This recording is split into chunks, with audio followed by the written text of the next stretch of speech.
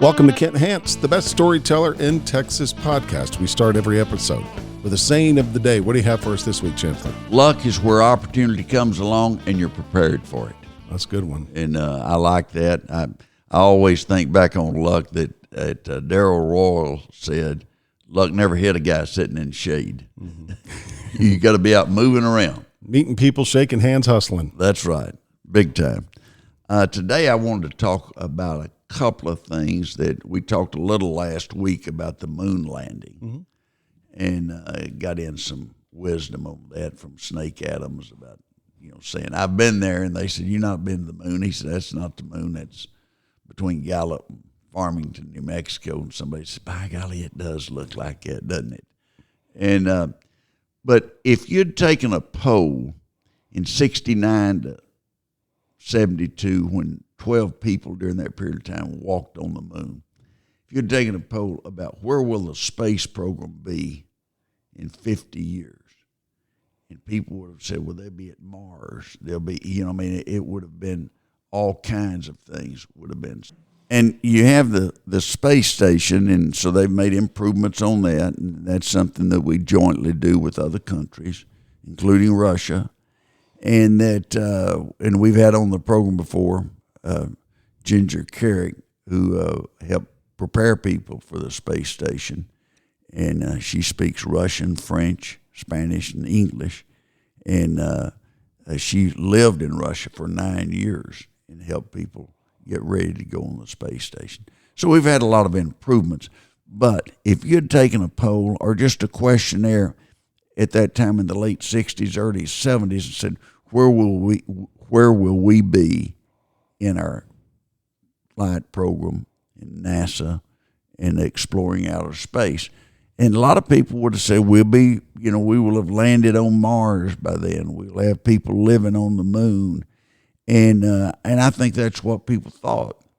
And then the cost got so high in many areas, and that Congress wasn't willing to fund it to the extent they wanted to be funded.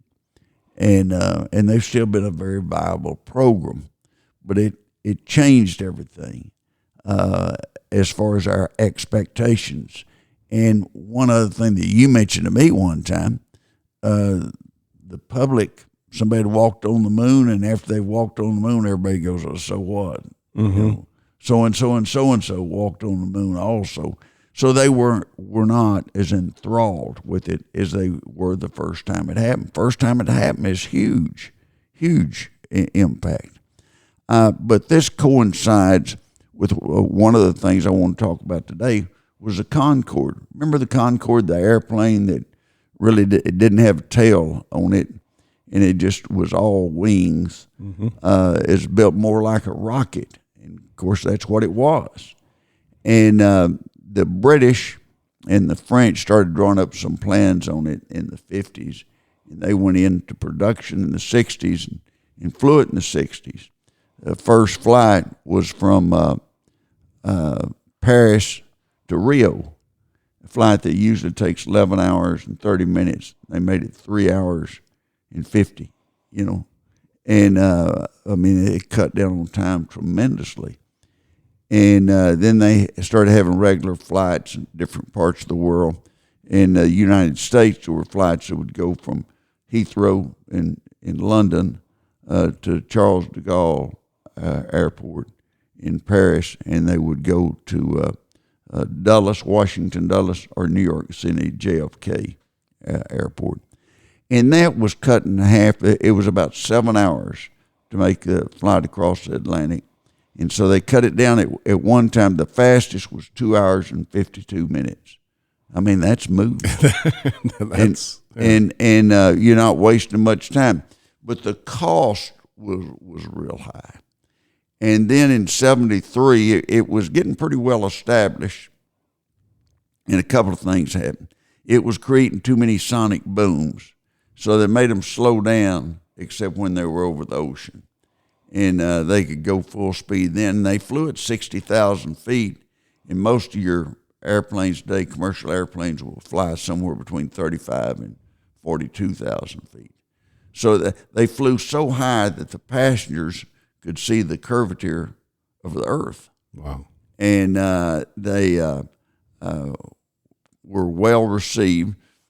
Each aisle had 2 seats on each side of the main aisle, and they'd hold anywhere from 98 to 110, depending on what the airline.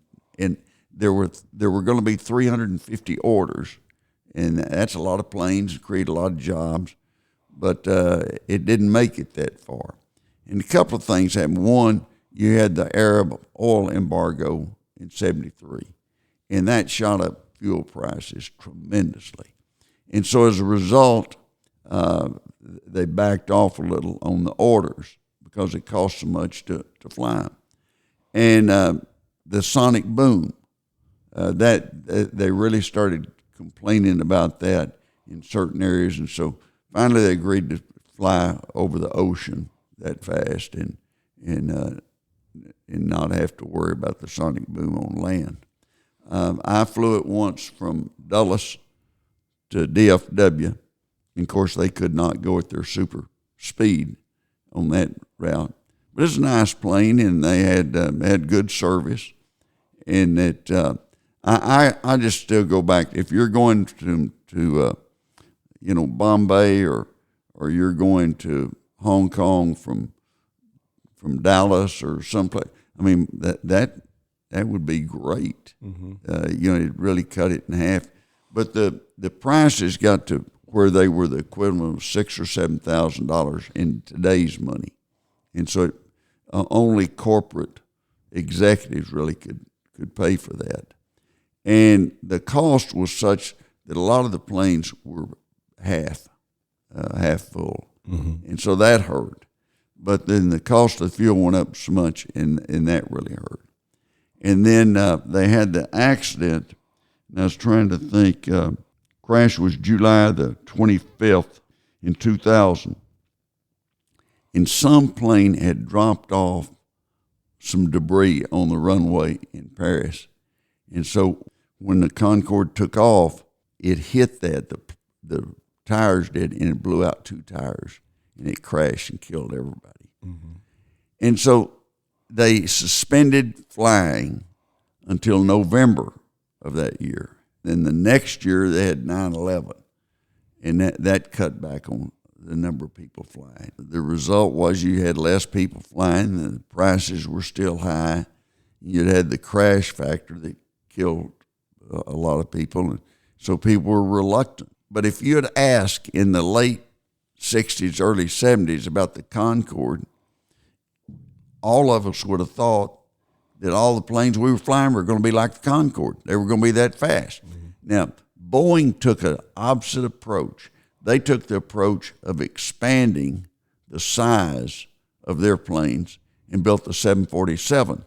And the result was you could go to London or Paris from somewhere in the United States, like Washington or New York City. You could do that for $300 or $400. Well, in the other you're paying over $2,000, and so they made it a lot cheaper, and it applied to the masses. They wanted to fly to Europe, and if it's going to take 7 hours instead of 3, they'd still take that $250 to $350 ticket. And so Boeing took that approach. It proved to be right, but at some point in time, our airlines and our airplane manufacturers are going to go back and look, what can we do to make it faster? Mm-hmm. How can we make the world smaller? And so that's going to be an issue that'll be looked at. But these are 2 instances, the landing on the moon, where everyone would have thought we'd have been on Mars 50 years later, if not 10 or 20 years later, and the Concorde, both were welcome, new procedures, new process, new technology, and everyone was excited about it, but it didn't go anyplace.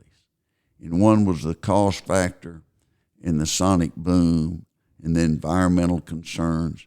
And there were people that thought that environmentally it would mess up the world to have an airplane going that fast. The sonic boom was the one that concerned people because they didn't want to be watching TV in the living room and think somebody had flown through their house. Kaboom! I grew up near an Air Force base, and we get used to the sonic boom. Once you know what it is, you're all right. It seems like an instance in both of these cases with NASA and with the Concorde that at the end of the day, the juice just wasn't worth the squeeze. It was. That's exactly right. Mm-hmm. Juice wasn't worth the squeeze. But none of us, looking back on it, and I was thinking about how we were thinking at the time, everyone was speculating on, when do you think we'll get to Mars, or when do you think we'll do this? When will we have a settlement on the moon? We've got, space station. But the imagination of the public was way out in front of what was able to be produced. It makes me wonder if that will happen with the artificial intelligence, because everyone says, oh, AI is going to do this, AI is going to do that. Will it? 24% of people that are going to a new doctor check out their doctor through AI. And I read that stat last week, and so it was kind of amazing to me. One other thing that I need to mention today, we were talking about great technology, and so I want to mention something that's not over, it's not great technology, is that in 1979 on this date, July 28th, Animal House came out. And I've seen that on TV 3 or 4 times. And I still laugh. If there are other people in the universe, if they see that, they're not going to want to invade us. It was pretty funny. They bring them to the dad brings them to the dorm in the station wagon, and it's just hilarious. And classic. It was one of the great movies of all time. Didn't say much about your IQ that you were watching it 3 or 4 times, but it was kind of funny. Makes me want to go home and watch it again. Yeah. I haven't seen it in a while. Animal House. I was reading a deal last week about misunderstanding and people, and I can tell you a story about misunderstanding. I was in Congress, and I got on the elevator on the first floor, and I was going up to 5. And so it stopped on 2, and this cute little old intern got on and said, "Good morning, Congressman." I didn't know who she was, and I said, "Good morning." And she didn't push a button or anything, And so, I said, "Do you get off at 5?" And she said, "No, 5:30. And I went, well, I was talking about the floor, embarrassed her. No, I get off at 5:30. Also, there was an article out last week that from January 1st of this year up until now, July 28th, beef prices are up 8%. Wow. People have problems everywhere. Colombia has a big problem now with hippos. And Pablo Escobar, when he was the drug king, he had more money than he had sense. And he had some hippos sent in, so he wanted a zoo at his, he couldn't go to the zoo because somebody might spot him, he might get arrested or something. So he wanted a zoo. Now they have over 200 hippos in Colombia. They tear up farmland. They're just destructive and kill other animals. So in the wild, they're just wild hippos. They started in his drug compound. Sure. And then he got arrested. Nobody has taken good care of the hippos, evidently, and watching them what was going on. And they got out and got to wandering around, got to multiplying, and thought they were rabbits instead of hippos. And the result was you had a lot of hippos. Over 200. Sounds like they need a big hippo hunt. And they need a hippo hunt and charge a pretty good fee for it. Mm-hmm. An incident happened in Florida. A guy named Steve Blanchetti was in a boat. He swiped a boat, took it on a ride, and was naked. And they thought he was on meth, and so they handcuffed him and took him to the hospital and had a guard there with him. The guard went to sleep, and he got the handcuff key and got unlocked and was off and running again. And, he stole that key from him, and they never found him second time, but they finally did. And he was arrested, but he had mental problems. Mm-hmm. President said this week to try to do something about the homeless is to do something about the ones that have mental problems and see if you can't get them institutionalized. And some people, well, they shouldn't do that. Look, these people are mentally disturbed in many instances. Some of them just truly homeless, and I understand that. But the ones that are mentally disturbed, they need to have some consulting and counseling so they'll have a chance to live a normal life. And that's really important. On this day, July 28th, 1944, a B-25 flew into the Empire State Building, killed 14 people. The 3 on the plane died, and 11 in the building died. And didn't make the building go down or anything. But that really concerned a lot of people. It was very foggy, and their radar and everything wasn't like it is today. You won't fly in bad weather on your plane, will you? I don't. No. No. Hey, look, I've had a couple times where you get bounced around. I look at the radar, and green is showers, and it'll bounce a fella. Yellow is turbulence, and it'll really bounce you, and you want to stay away from yellow. And red is dead.